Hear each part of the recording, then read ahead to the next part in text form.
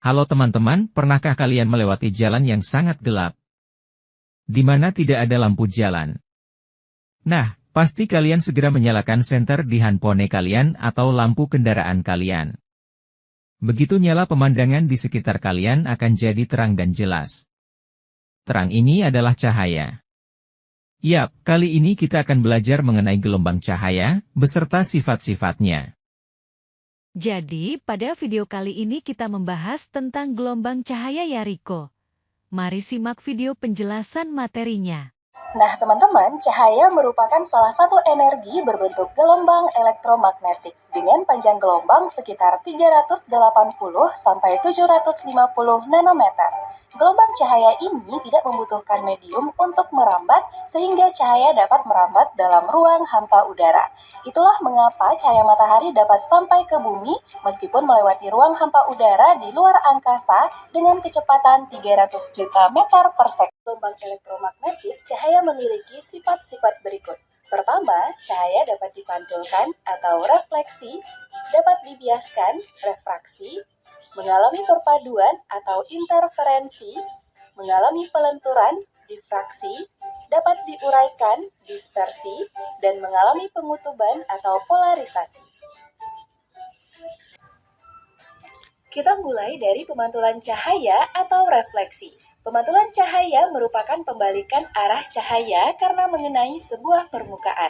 Proses pemantulan cahaya mengikuti hukum pemantulan yaitu sinar datang garis normal dan sinar pantul terletak pada satu bidang datar, besar sudut datang sama dengan besar sudut pantul. Sifat kedua, pembiasan cahaya atau refraksi. Pembiasan cahaya adalah pembelokan arah rambatan cahaya karena melewati bidang batas dua medium rambatan yang berbeda.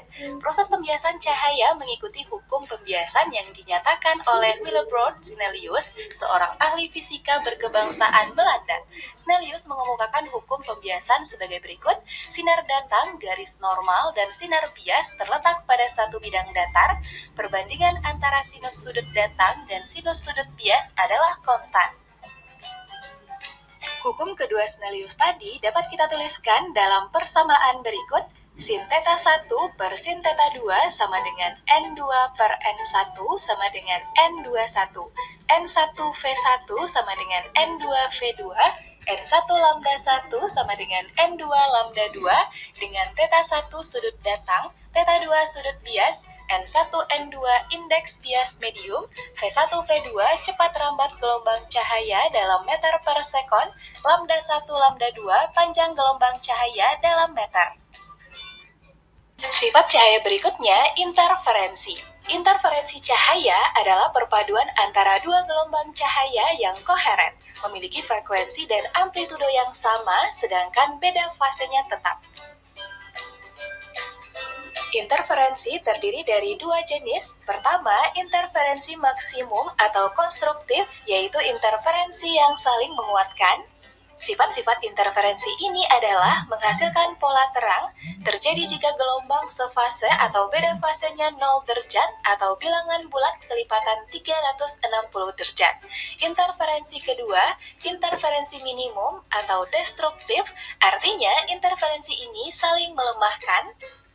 Interferensi ini menghasilkan pola gelap, terjadi jika gelombang berbeda fase 180 derajat atau bilangan ganjil kali 180 derajat.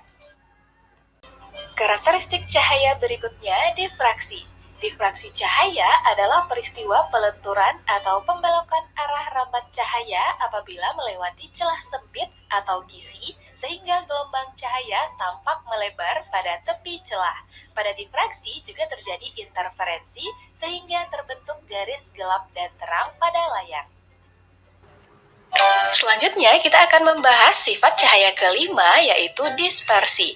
Dispersi cahaya adalah proses penguraian cahaya putih atau polikromatik menjadi cahaya berwarna-warni atau monokromatik.